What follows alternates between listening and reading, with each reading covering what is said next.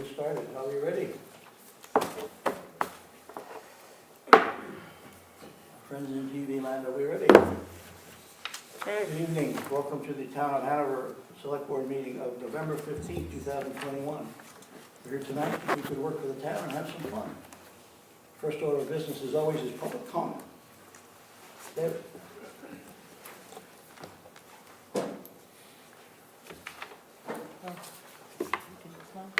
David Vincelette, Hanover. I've been dealing with the police the last couple of weeks, trying to get them to do an investigation. I called over to the records department, and I've been calling there for 5 years now, and they've refused to do an investigation. So I've had to kind of do things by myself. But I was looking through the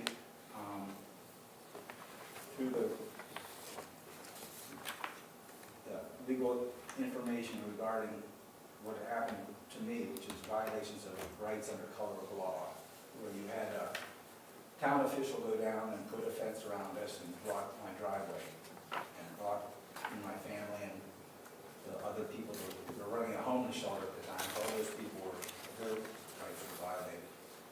I came to you after that, got off my property, I took out my driveway, the fire lane, I had to walk around through the forest to come down.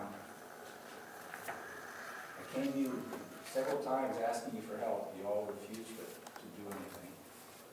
So this form is called Violation of Warning, Denial of Rights under Color of Law, and I'm just going to read it to you. David, you have 3 minutes today, okay? I'll read it however long it takes. No, you'll have 3 minutes tonight, David. You I'm can't starting the restrain clock your now. right to speak, sir. The above-named recipient conspired to restrain town citizens with an illegal blockade and fence and refused all calls for mercy for 25 months. The recipient has refused to apologize for or acknowledge their participation in state and federal crimes under the color of law. There's three different laws that have been broken. 18 U.S.C. 242, which protects our constitutional rights, can't be held in violation of those. One of those rights is the right to travel. You can't take people's liberty. 18 U.S.C. 245, additionally, stops intimidation or anybody from interfering with anybody enjoying the benefits of any activity provided or administered by the United States government. 42 U.S.C. 83 provides that every person, under color of any statute, ordinance, regulation, custom, or usage of any state or territory of the District of Columbia is subject or causes to be subject any citizen of the United States or other person within the jurisdiction thereof to the deprivation of any rights, privileges, or immunities secured by the Constitution and laws shall be liable to the party injured in an action of law, suit, equity, or other proper redress proceedings for redress. So I'm giving you these, and You can give it to me, Mike, and I'll have them out here. Sure. Bill. You want one for each They'll have one names. member? They'll have names on them. Oh,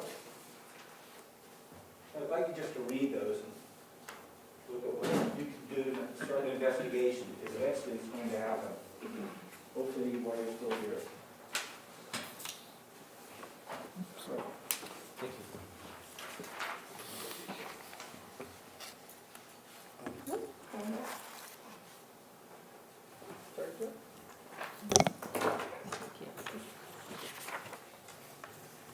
Okay, the next order of business is a public hearing to accept a 2021 Homeland Security Program grant in the amount of $228,659 to replace, upgrade the Fire A and B repeater systems. Julia?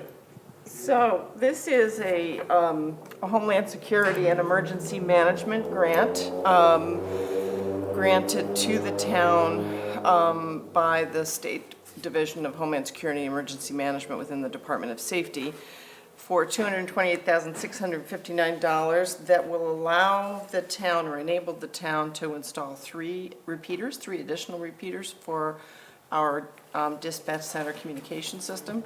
One on the Canaan Gristmill Hill site, one on the Grantham Municipal Building, and one on a cellular tower in Croydon. All of these enhance the communications ability of our overall dispatch communication system and are added to the 2 sites we currently have on Moose Mountain and on a site in Springfield, which is actually a cell tower just off I-89 that you can see as you're driving down south. It looks like a pine tree, but that tower, yes, that tower includes a B repeater. So this is adding 3 more repeaters to the system, which is a great enhancement of our communication system.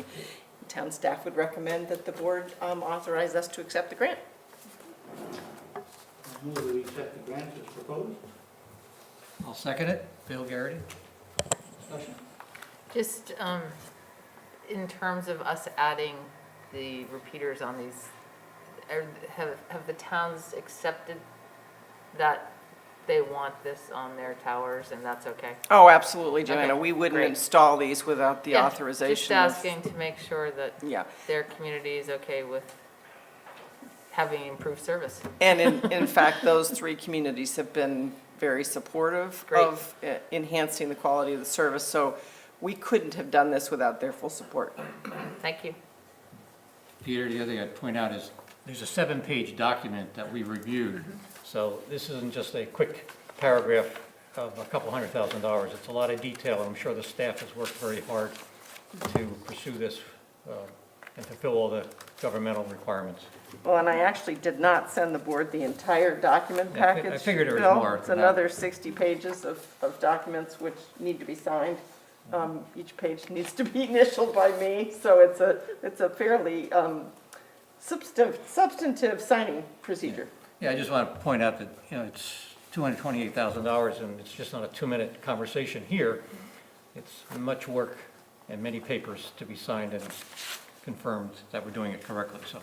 I think it also reflects the confidence and respect the state has in Hanover Dispatch. Doug Hackett is very good at applying for and procuring grant funds, and also because we have a staff that's trained in the monitoring of grant funds, we make it look relatively straightforward to manage these funds once received, which makes the state feel comfortable in granting the money. So we have been, as a community, very much benefited from the Homeland Security and Emergency Management Grant Program, and Doug has done a superb job of securing those funds on behalf of the town of Hanover. Discussion. All in favor? Aye. Opposed? It is approved. And thank everyone who, again, this is not an unusual event for Hanover to receive this grant money, and we know that there's hard work and expertise behind getting them. I'd like to, before we do the tax rate discussion, I'd like to talk about the bond issue. So, Tina, you want to come up and, just for the audience, last meeting, or last town meeting, the town of, we'll wait till all right. We approved the unlimited noise from motorcycles. No. I thought it was an electric bike. with No, a revved-up engine. that was a car, and that seems to be all the rage these days. The town meeting approved us bonding $950,000 for bridge work. And now it's up to the select board to determine how to execute that authority. So we were looking at multiple options relative to funding the bond, funding the bridges. One of them was with a local bank, Mascoma Bank, who had a very attractive offer on a 10-year note, and also our bond, bonding through the state. And one of the issues that came up at that meeting was, both of these were for 10 years.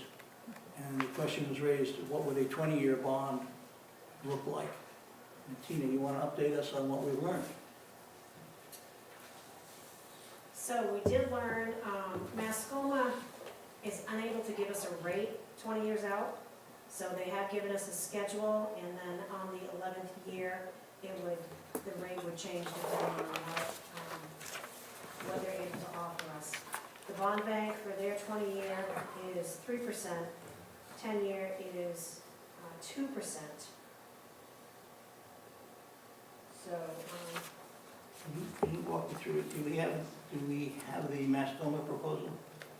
So they would be on a 20-year amortization? No, No, 10. 10-year no, amortization. 10-year, Right. correct. That's what I thought. Correct, and then for the schedule for the 20 years, they just took the same rate and pushed it out 20, because they can't guarantee us a rate after 10. I understand, but if we wanted to do a 20-year, even, I'm confused. So their proposal is for 2% for a 10-year note. Guaranteed. Guaranteed, and then in year 11, the rate would change. They can't But if guarantee we pay that, off in 10 years, there's no 11th year. Correct. right, So, I'm sorry, Right. but they're offering a 10-year note, they cannot go out beyond that. not with a guaranteed rate, Not Peter. with a guarantee. No, but they can give us a 20-year note. Right, we just don't, we Know what have no the interest assurance. rate is for the last 10 years. Right, That's what she's I'm sorry, saying. they can give us a 20-year note, amortization over 20 years. No, they can give us the amortization over 10. They can give us a 20-year note, but on the 11th year, so after 10, we'll have a fixed rate for 10 years, and then the 11th, it will go variable. So from there, we will be able to lock in for the. Maybe I'm misusing my words, but it's on a 20-year amortization. It's on a 20-year loan. Right. Yes. 20-year loan, Yes, 20-year loan with the Yes. first 10 years at a guaranteed rate of 2%. 2%. yes, And then a rate to be determined in year 11. correct, which will take from 11 through 20. And how would that rate be negotiated? What if we didn't, how would that rate be negotiated? That I would have to talk to Mascoma. Okay. So it'd have to be a mutually agreed upon, It would have to be mutually agreed upon, yes. and if we could not mutually agree, what would happen? I don't know, Peter. I've never run into this situation before. It's clear Mascoma's not comfortable with a 20-year schedule. And I understand that. And so we're at the risk, we're at the mercy of the interest market at year 11. Right, and per New Hampshire statutes, we can't do, because originally it was gonna be a 10-year, then a balloon payment. And then we could take after the 10 years and decide what we wanted to do further. But Okay, so I guess my question still is, we're now in after year 10. How will the next interest, do we know how the next interest rate will be determined? Is it tied to the treasury rate? Is it tied? I don't know, I can find out. Obviously, it can't just be their decision. Right. So we don't know the answer to that. No, sorry, I'm just listening to this car and, yeah, apologize. And then so that's, okay, so that's is what it is. And we could do a 20-year note with the state, With the bond bank. Bond bank. bond bank, 3%, at 3%. yes. Okay. So I guess, okay. So, I mean, in theory, if we did the 20-year note with Mascoma, for the first 10 years, we'd be paying about, what was it, 60,000? Yes, $60,000. Or 61,000 a year. Right. And then in year 11, we risk, it could be a 5% interest rate or 3% or whatever, or I guess the other question is, could we just pay it off in year 11? Is there, did Mascoma say we could pay off early? Yes, with no penalty. So in fact, we could take the 2% rate for 10 years and just plan on Paying it off. So in year 11, would have to pay off, that's a pretty big lump. That's Yep. almost $500,000. It's almost half, Yeah. yeah. We So, refinance it at that point. yeah, I mean, from our perspective, it's one of the reasons we didn't push a 20-year. It doesn't get much better than it is through the bond bank at 3%. And that's why so many smaller communities use the bond bank for all of their bonding, but you can't pay that off early. One of the reasons we were interested in pursuing just a 10-year with the ability to pay off earlier Peter, is that we're anticipating that there may well be some federal infrastructure money available for bridges that we could take advantage of, and hence save ourselves the additional interest expense. So that was the mindset we had going into this. You get the flexibility of prepaying with Mascoma, which we do not get with the bond bank. Correct, at a lower interest rate, with a fairly high degree of confidence that we may benefit from some infrastructure money, and over the life of the borrowing, it's less expensive if we can just knuckle down to the discipline of a 10-year bond. And the 10-year bond, looking at this, is $116,000 a year, which Right. is what, what's $100,000 on our tax? It's a little bit more than 1%, a little bit more than 1%. And what's 3% over 20 years, the payment? It's,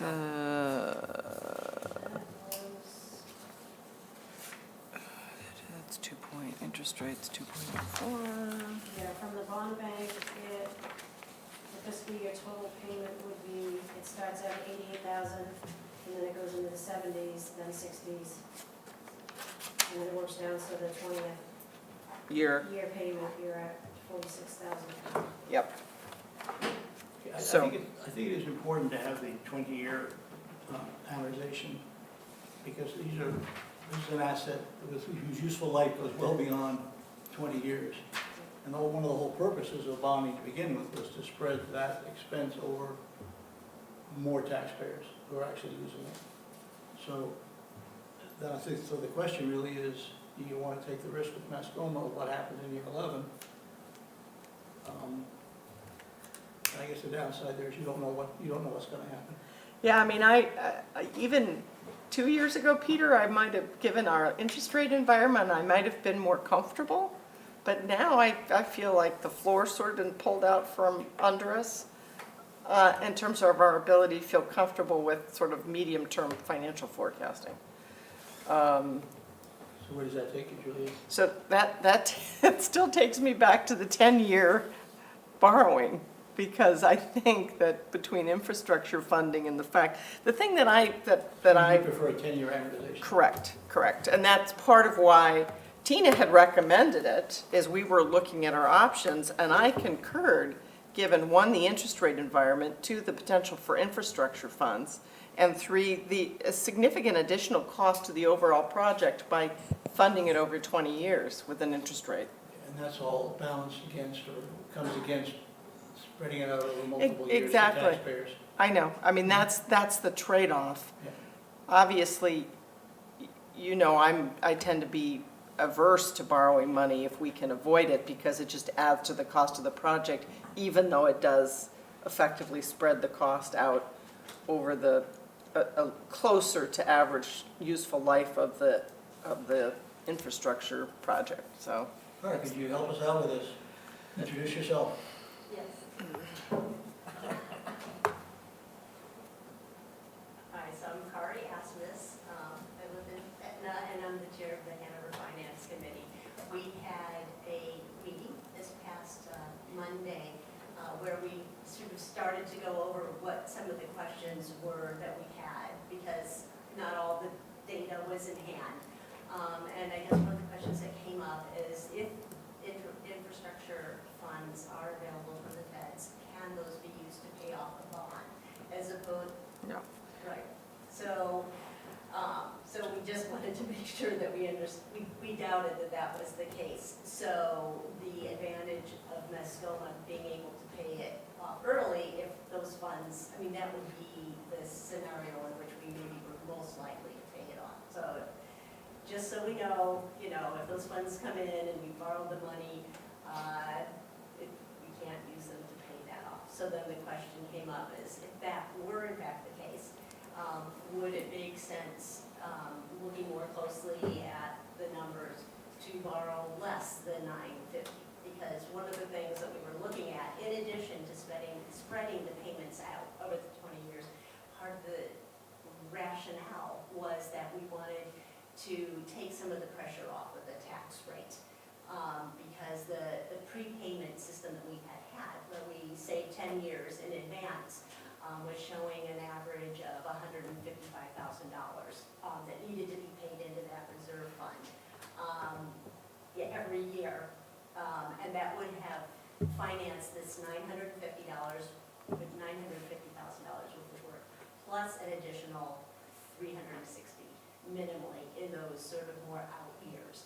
And so we had an average of $155,000 that we're gonna need to pay a year if we stuck with our prepayment.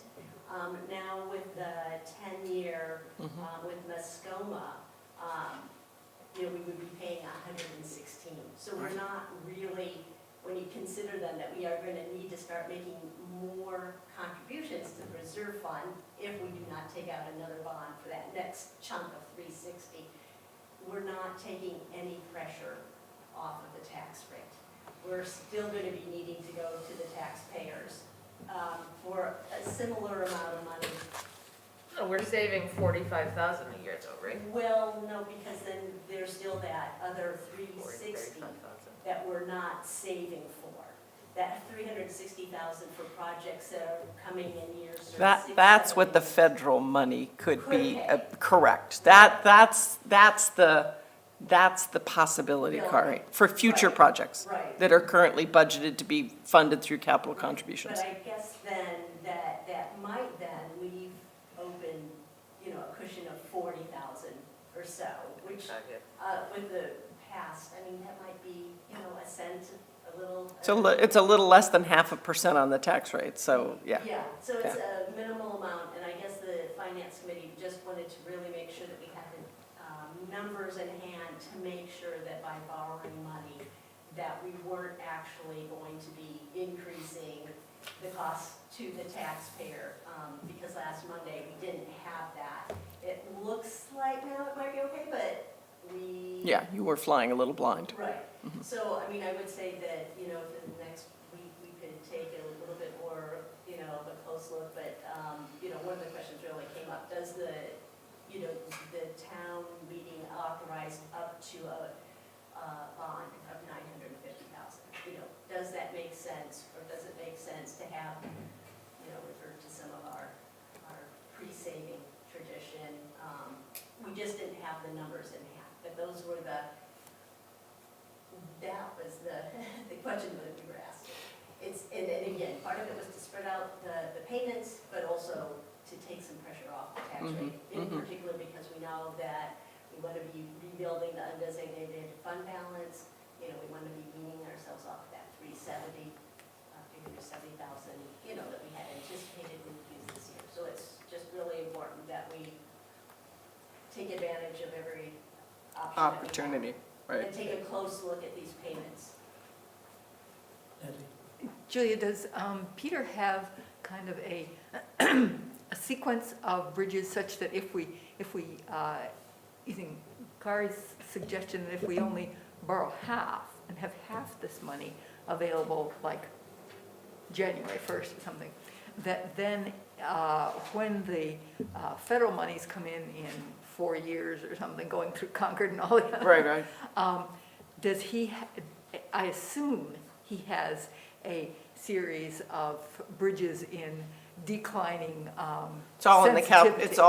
it's all budgeted for in the capital improvement program, Nancy. So we have the schedule for bridge replacement going out for the life of all of our remaining to be replaced bridges. That's all included in the capital improvement program. So I could get the board a copy of that, but you have it in your budget documents. Yeah, no, I just want verification that he does have it in a degree of sensitivity Correct, to the, correct. you work with the worst first. I guess one other option that I just didn't mention, that because the bridge fund was not closed out, I think it has a remaining balance of $137,000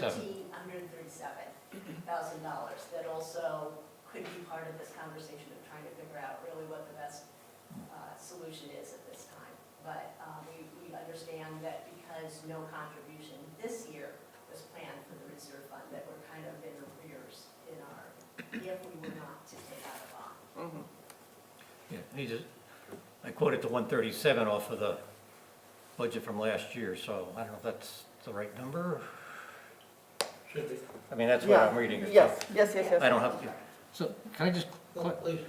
so the concept of spreading it over 20 years is this concept of spreading it over the users over 20 years. But the cost of doing that is extremely high compared to paying it off in 10 years. The problem is when you pay it off in 10 years, it's a bigger number, which could have impact on the tax rate. At the same time, and I'm just gonna put a little box around our topic, because I know there's other things that we could throw into this next 3 sentences, but just hold on for a minute. We have 2 bonds coming off the chart in the next 2 years, about $100,000 each. So if you just took the approach of taking $50,000 of each one of those towards this issue, and the other 250s saying tax relief, that's neat and clean. But it doesn't, in other words, there's no impact or less impact on that so-called tax rate. But I'm sure other topics will come up to spend that money. So Other opportunities. it's not totally logical. I'm just trying to frame of trying to hold it down. So I just throw that out as a concept. And then my question though is, what if can we just go out and borrow $500,000 instead of $950?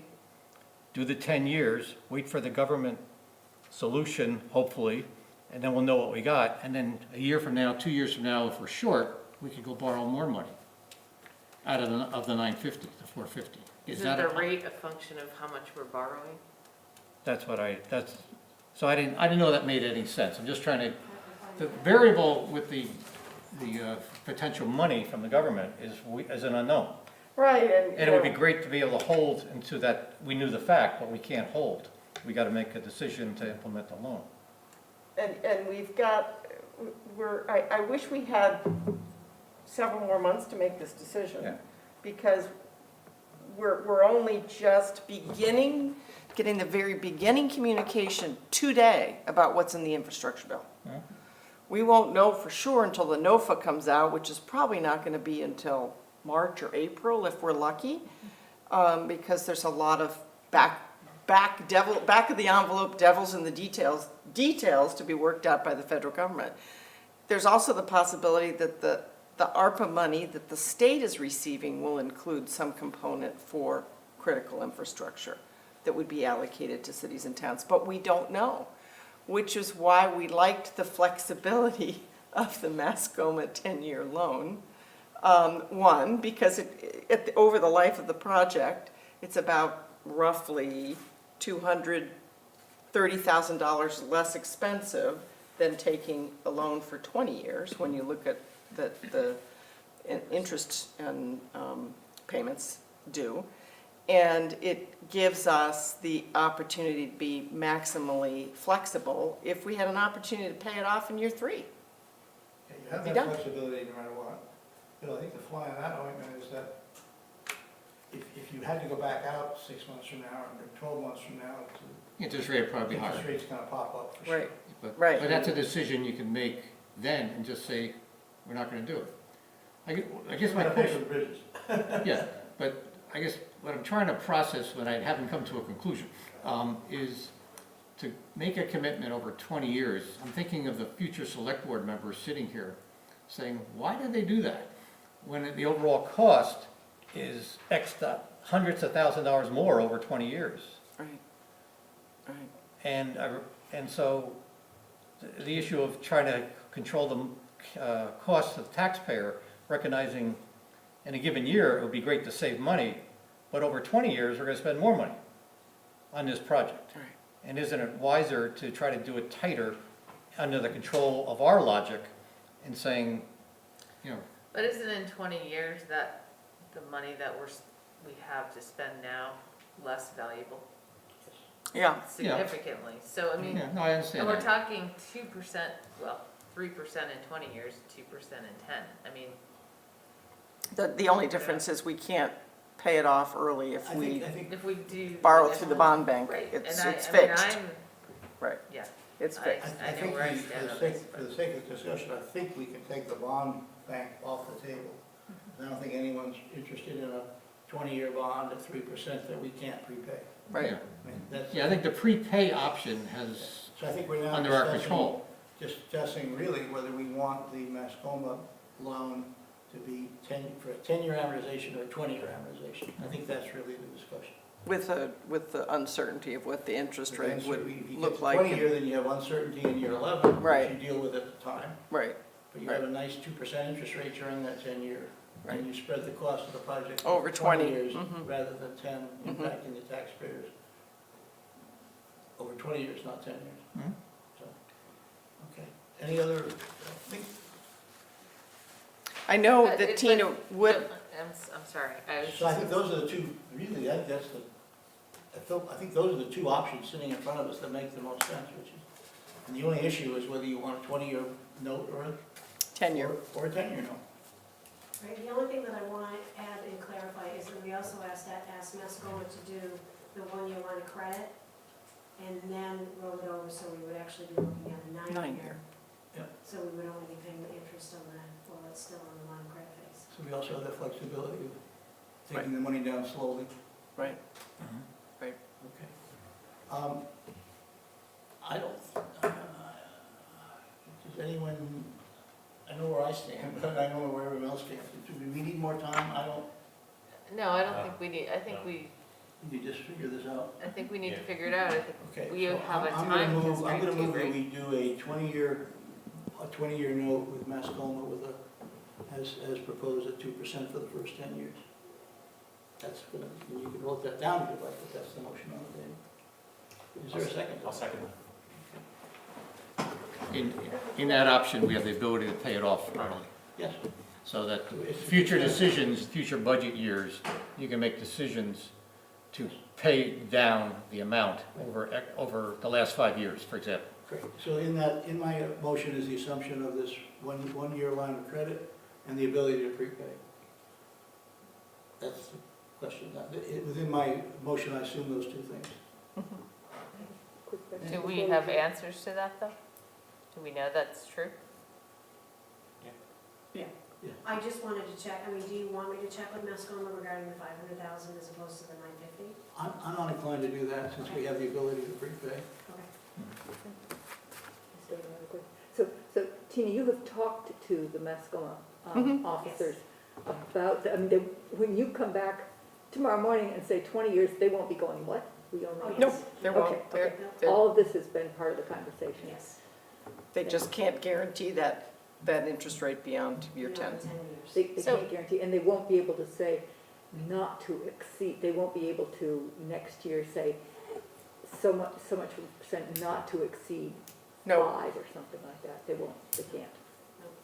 So if we were to, if we do this 20-year option, it's roughly 61,000 a year right, that we pay off. But say we have a boomer year, and it's a negative tax rate, or whatever. It's a 0% tax rate. We've done amazing things. I don't know. Money's fallen from heaven.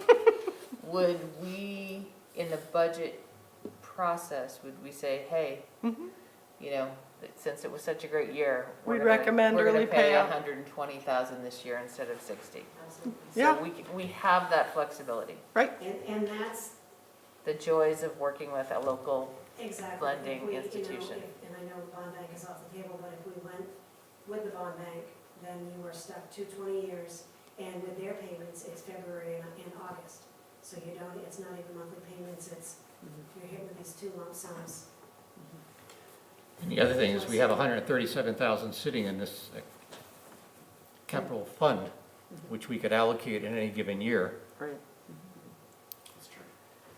To help offset tax okay, thank you, that's helpful. You got a second, right? We have a second? For Mathos? Yep. I would, just to represent Mac, if Mac was here, he'd tell us don't go naked in year 11. Yes, that's true. And you have I would to- you have to- understand that you now, have to- because I You have to didn't describe last what that time. means. Yeah. That phrase did throw others, I think including, was it Joanna? That was, I yes, was that like, was what are you it. talking about? I'm recalling that exchange. Yeah, the what? If you're gonna put that in the minutes, you have to have a 3-sentence description of what does Yeah, it mean, so- so just skip it. Okay, so. As a joke. Any more discussion on that motion? All those in favor? Aye. Okay, passes. Thanks for coming, Kari. Thank you, Cory. And also, I'll listen to the. Yeah, good. So what I will have for the board, I'll have it to Julia for the December 6th meeting, is all of the paperwork. I'll let Devon know that this is the board's action and Yeah. we're ready to go. And we're ready to sign the papers, I guess. Okay, thank you all. Thanks, Tina. Well, that was fun. Now let's talk about this tax rate. So a continued discussion on tax rate target for FY 22-23. FY 23. Any new updates? That are good. No, no, we do have updated undesignated fund balance information sitting at your places, and Kari, you've got a copy of that too? But I didn't see how that related to. Undesignated fund, thank you, Tina.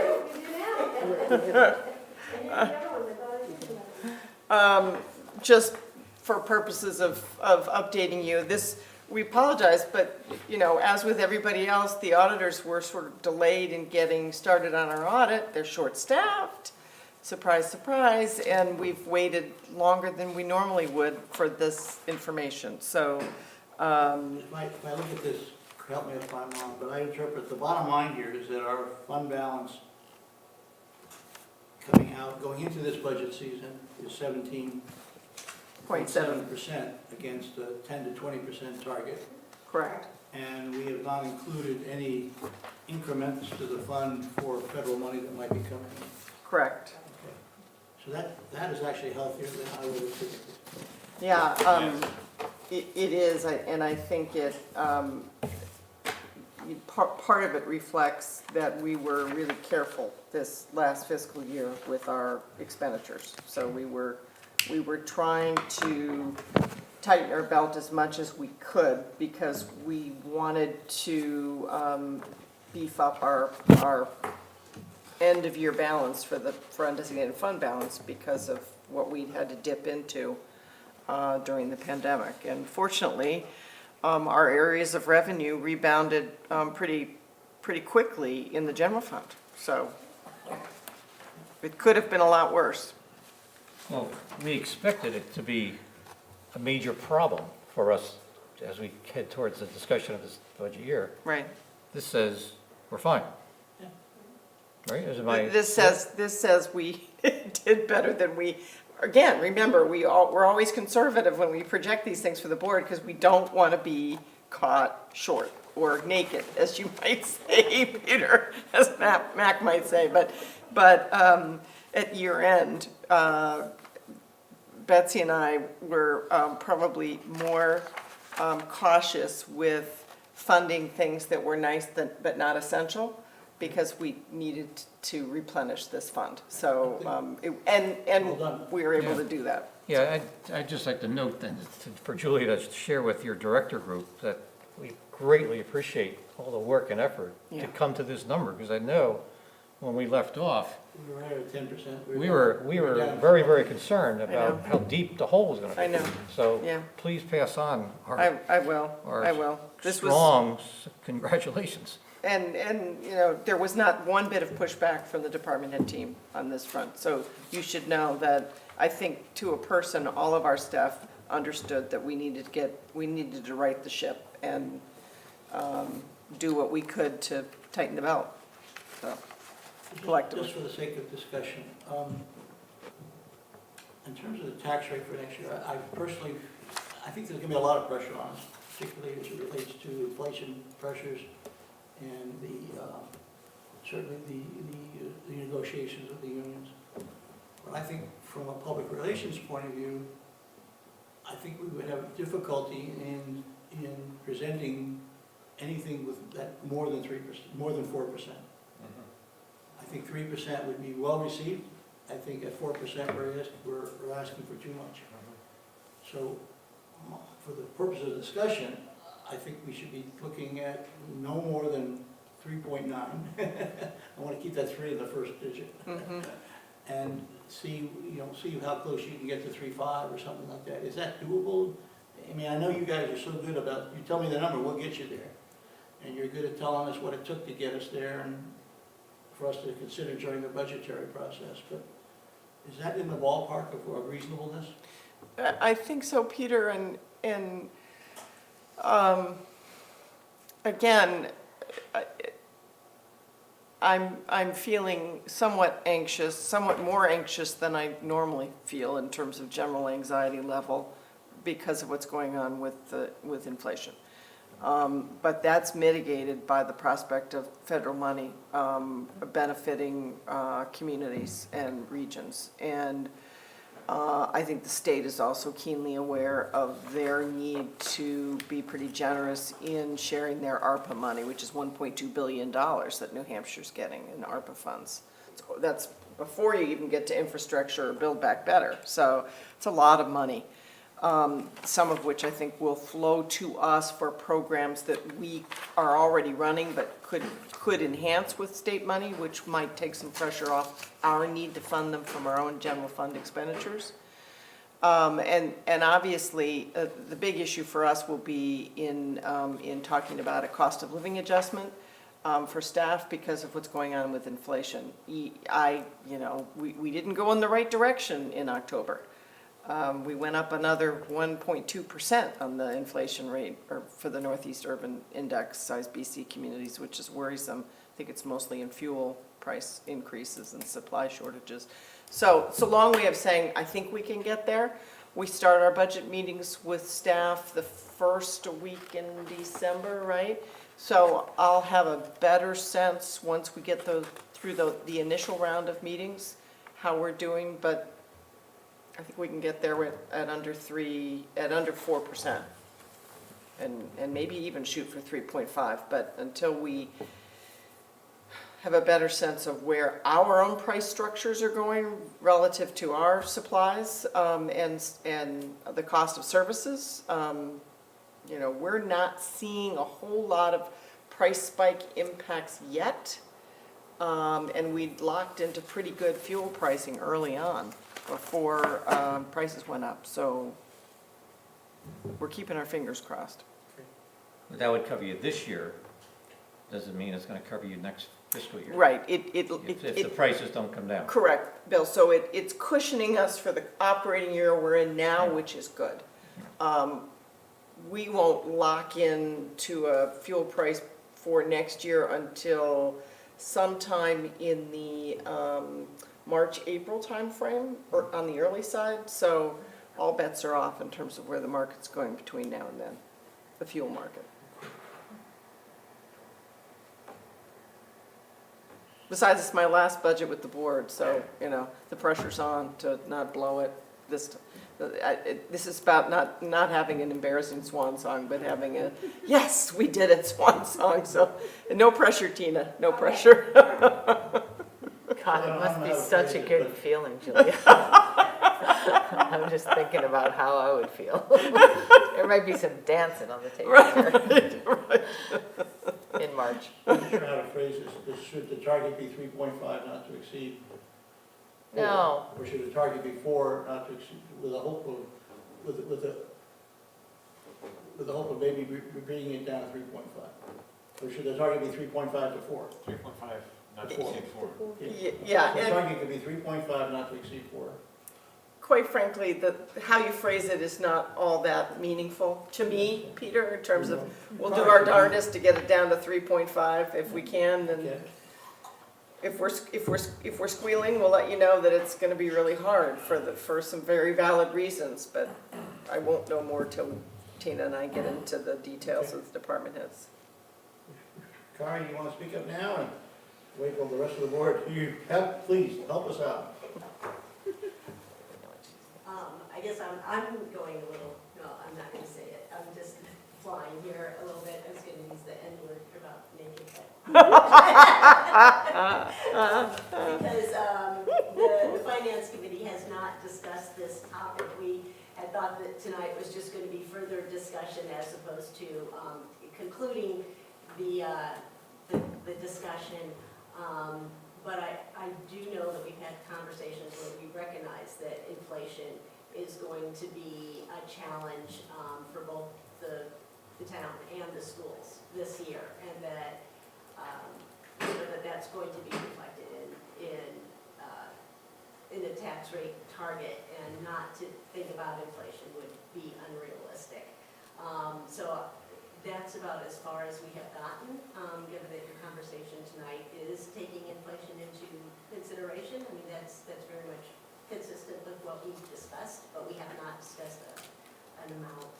I know that I was interested in knowing, though, in terms of what we are building on, do we know what this year's tax rate is yet, or how that went? No, we've got our forms into DRA, and we're in the processing queue, correct, Tina? Yes, we actually, I went to a conference last week, and after one of the sessions, Jamie Dow, who was the one that sets our tax rate, said, who wants a tax rate? And 3/4 of the room raised their hand. So there are very few towns that actually have their tax rate. Okay, so we have all of our stuff in, but. It's a sign of the times. They're short-staffed too. Correct. And do we know whether or not, last year we were anticipating for this year that we would be using $370,000 of Undesignated fund balance. And that's not reflected here. I am not seeing it anyway, but I just, took a look at this. But when I'm thinking about next year's tax rate, we have $370,000 in this fund, in this budget, that we believe is going to be funded for by the undesignated fund balance. And will not have funds next year. I mean, the fund balance is looking healthier now than we Right. thought it was going to be. Right. But that would be also a concern of when you're talking about the 3.5 to 4. Does it take into consideration adequately that some of this year's budget is being funded by essentially one-time funds for ongoing? So that would be my own personal question that has not come up in Finance Committee. Yeah, what I said to Tina, as we get close to Jamie being ready to set our tax rate, that's the time we'll take a look at, okay, where are we, and can we in fact reach our tax rate target that we set for this year, and not dip into undesignated fund balance to the maximum amount we thought we might need to. That would be the goal, Kari. Yeah, no, I understand. It's just, when you're talking about that 3.5 to 4. Right. And you were talking about a number of factors. I didn't hear that one. And Right. part of it is that we don't know how much undesignated we're going to use. Right. But it's probably not going to be zero. Right. The good news is, the piece that I think is important to share is that on the revenue side, in terms of the projections we have for this, now in operation, this year's budget, particularly looking at building permit revenue, I think we're going to do better than we had projected.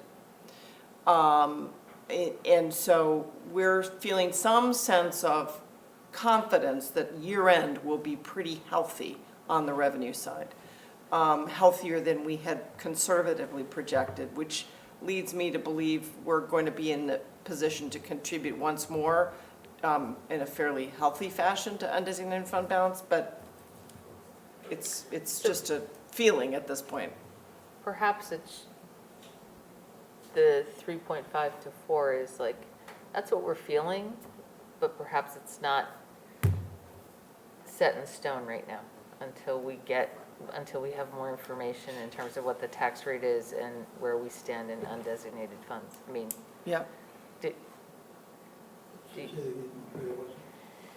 so essentially, you're suggesting that, the team come back to us with a budget somewhere between 3.5 and 3.9, and I'm suggesting that maybe that's what we've talked about, but that's not necessarily our target until we have the data in. You have a lot more information, Joanna, when you take this budget up in March, in terms of where we are. Oh, yeah, no, I I know that, but we're giving you a target before we know how much we've really spent this year, right? Yeah, I see what you mean. And what Yeah. the tax rate's gonna be, because it hasn't been set. I mean, maybe I don't understand. Do you but- want to wait until your next meeting to set the target, at which point we'll know what the tax rate is, I hope? I mean, that's all I'm saying, is that, you know, you have I think there's a general consensus here. I mean, it's not To gonna, exceed 4, but before I mean, maybe we can come back and say not to exceed 3.5 because, or Yeah. maybe we have to say 4.5.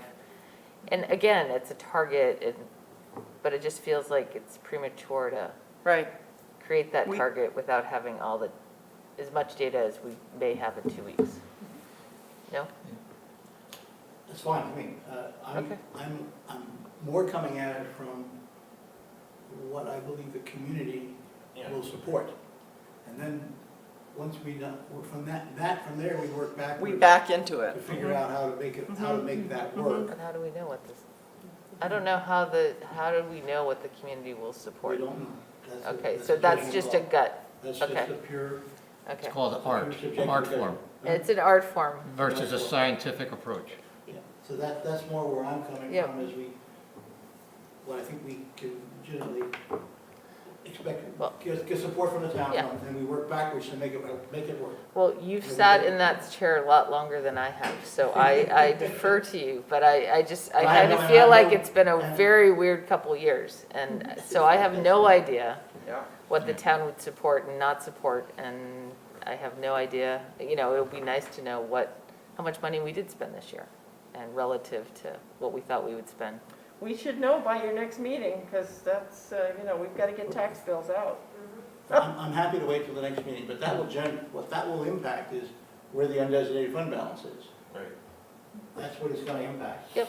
And, that's okay, I mean, I don't know where I take that information in terms of the next budget. To me, that doesn't drive how much we use for next year.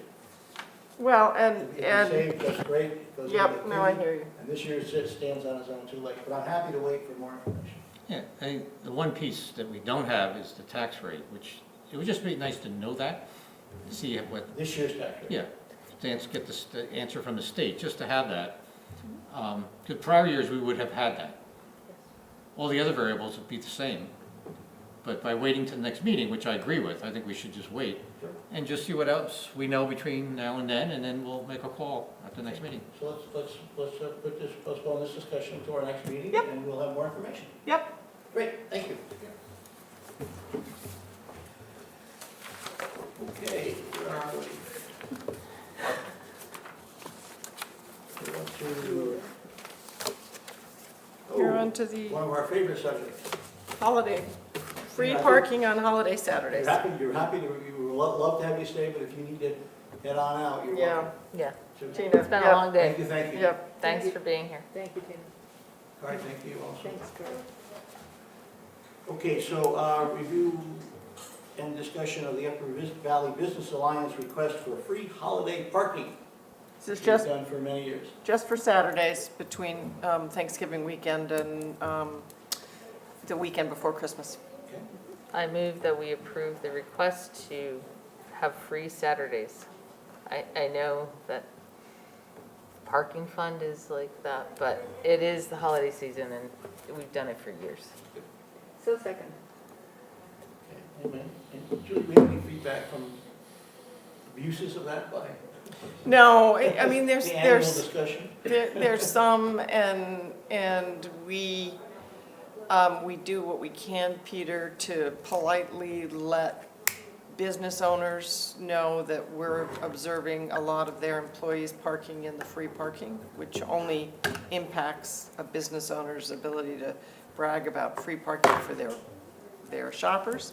And it's typically always the same people, more or less, or the same businesses that are troublesome, but overall, it's not a huge problem. Are we ready to go? Further discussion? Hearing none, all those in favor? Aye. Passes unanimously. Oh, we have two wonderful donations. We do. We have two lovely donations, $1,000 for the Hanover Fire Department and $500 for the Hanover Police Department from the New Hampshire Charitable Foundation on behalf of the Barrette Family Fund. I move we accept with gratitude these donations. Second. Further discussion? All those in favor, aye. Aye. It's unanimous. Minutes of November 1. I have no corrections or additions. Does anyone have any corrections or additions? No? I would move to approve the November 1, 2021 minutes. And I'll second that. Further discussion? Hearing none, all those in favor? Aye. Aye. We've adopted the minutes. Administrative report, Julia. Yep, so it's going to be a busy few weeks here as we all at the local level try and digest what may be coming to us from the feds and the state, as I shared with you as we were talking about the bridge bond. It's a fairly complicated set of funding opportunities. The good news is there's some great resources out there that we go to get clarity as to what's going to be available. The biggest challenge we will have, just from a staff trying to keep up with this perspective, is that we'll have both the federal guidelines flying at us, and we'll have state funding guidelines for the state's pots of money flying at us. And so we've got to try and keep the two separate pots straight and figure out what might be viable for us and what won't. I will tell you that with respect to broadband, it's pretty clear that the infrastructure bill has some pretty substantial broadband money in it.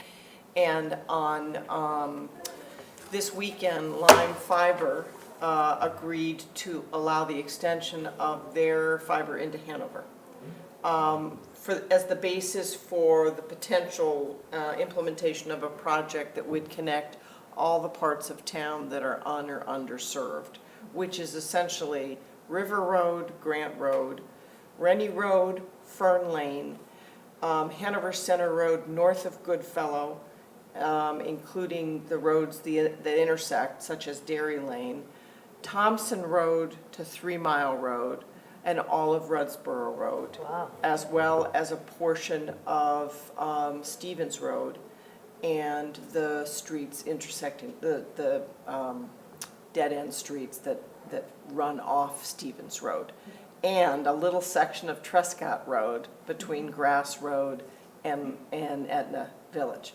So I was able, the reason Lime Fiber approved it is I asked Stan Williams and Carol Monroe of EC Fiber / ValleyNet, because in New Hampshire, ValleyNet built Lime Fiber. EC Fiber can't operate in New Hampshire. They're a Vermont corporation. If they would consider getting us cost estimates for the build in Hanover, for which we may be able to get federal and state monies to offset that cost. So Lime Fiber agreed, yes, we're comfortable with this extension. And so just today, ValleyNet asked us for a GIS layer of our unserved areas so that they can begin to do an initial what's called survey, which is essentially taking a look at how many telephone poles would need to be worked on to make room for fiber. So at the same time, we've had, Comcast has reached out to us. They want our ARPA money. Funny how that is, isn't it? Suddenly they're interested. And I'm sort of holding them off because quite frankly, that's coax cable. Lime Fiber is so much better in terms of speeds than cable is.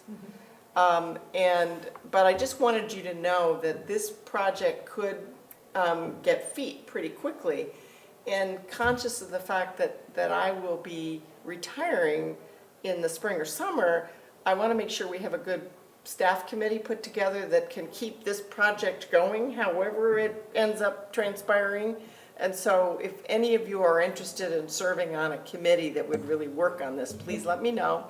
It's not meant to be a heavy lift for all of you, but it might be nice to have some community continuity on the project as we look to see if it's gonna pan out. We're gonna attack them from the north, and we're gonna attack them from the south. That's right, that's right. And if we play our cards right, we may, this is why I didn't want us to allocate our ARPA money yet, even though we know we could use it to essentially fund things that we would otherwise pay for from the general fund or the parking fund. That then allows us to replenish the undesignated fund balance in both the general fund and the parking fund, particularly the parking fund. But, there may be an opportunity to use some of that ARPA money for broadband to be matched with state and federal money. I don't know.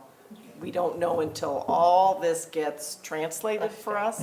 So just know that I'm trying, and so are Pete and Rob, trying to keep up with all of the funding opportunities that are beginning to, flesh is beginning to sort of be put on the bones here. We're trying to figure out what we might tap into for the community. So, just a quick question.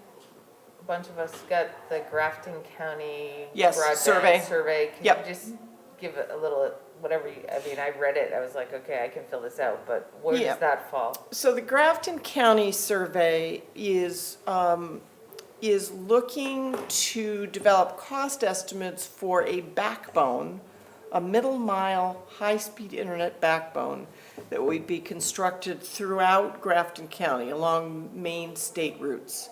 And from that backbone, using federal funds, communities could build out the last mile themselves. We already have a backbone running through Hanover. We built it through the Fast Roads network.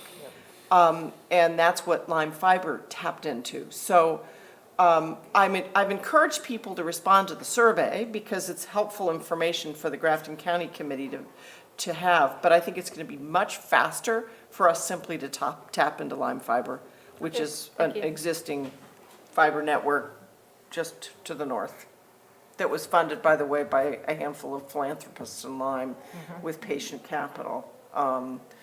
And that's how they were able to build their system in Lyme. That, That's it. all right. Selectboard reports. Bill? I'd just like to mention that as part of our search process to replace Julia, right now we're asking our community to participate in a survey, which we have marketed on our website where there's the link. We've put it in the Hanover listserv. We've had it on some transaction ads in the Valley News. It's been in the Valley News on the 10th, the 14th, and will be on the 17th. And so it's again trying to reach out, so please tell your friends of the friends and others to take a few minutes, not a very lengthy survey, but it would be very helpful. The more the merrier in the statistics. We had a Triscott board meeting, but I'll let you talk about that. Why don't you go ahead? That means I need to remember everything. It was a very productive meeting. The budget is good. Okay. So The the Trescott, trails are wonderful. yeah, we had our annual meeting of the Trescott Company, and we also had a directors meeting.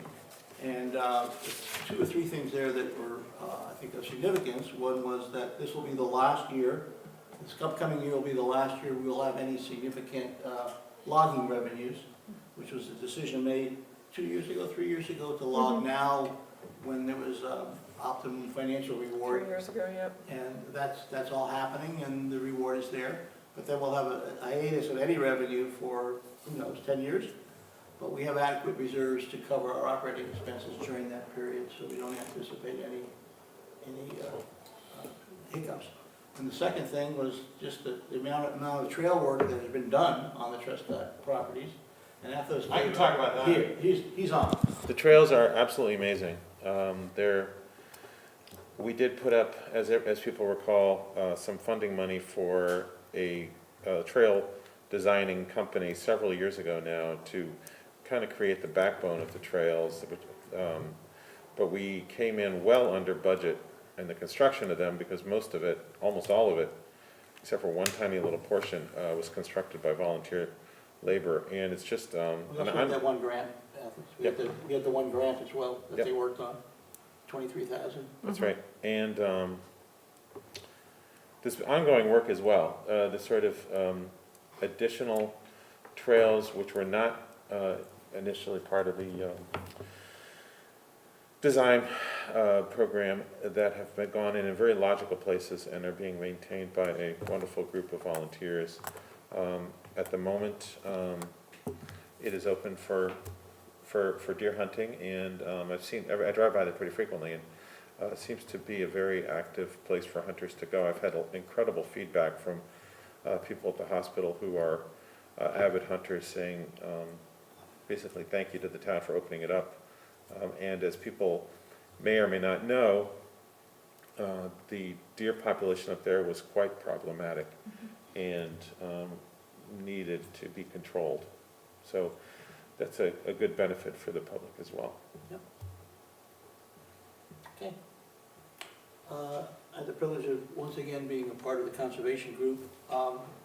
It is amazing the amount of trail work that goes on in this town. The list is huge, and most of it is volunteer, and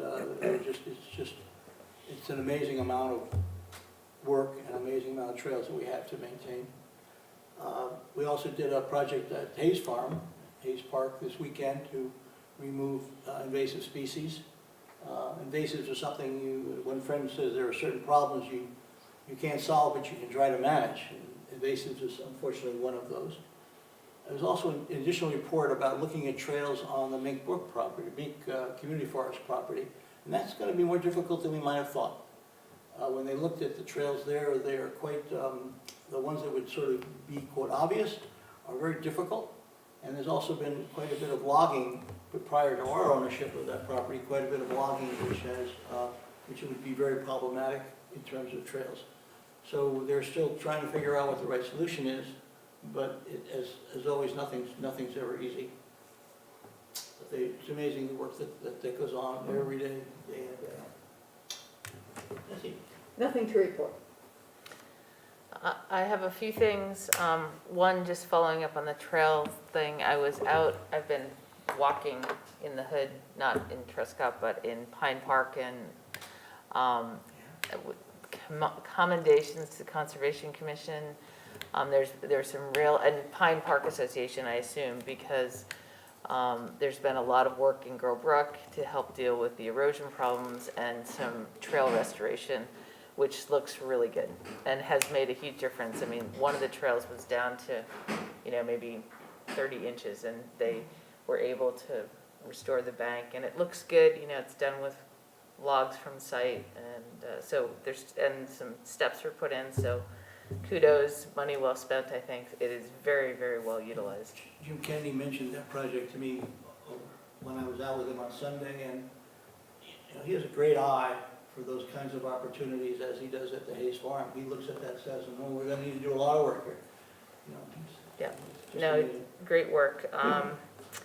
Bike Walk Committee met last week. There's always, it's an hour-and-a-half meeting, and it went well beyond 2 hours. So lots of ideas, lots of work being done, updating the bike walk plan, looking at encouraging feedback for the around the green plan and the sidewalk plan. Also looking at they've done a children's bike rodeo for kids, looking to do the same thing for adults in the spring to give people more confidence in riding in tricky situations. So that's coming up probably in May, and when I remember the date, I'll share it next time.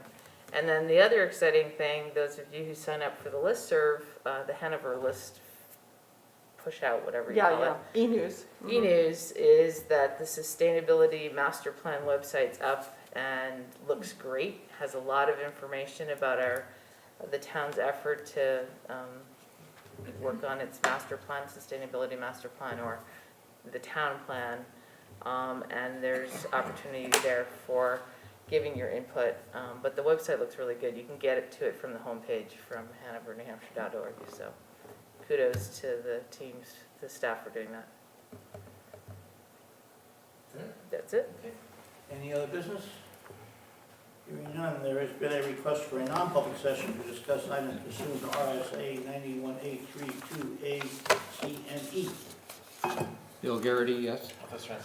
Peter Christie, yes. Nancy Carter, yes. Joanna Whitcomb, yes. We are in non-public session. Thank you all. Right.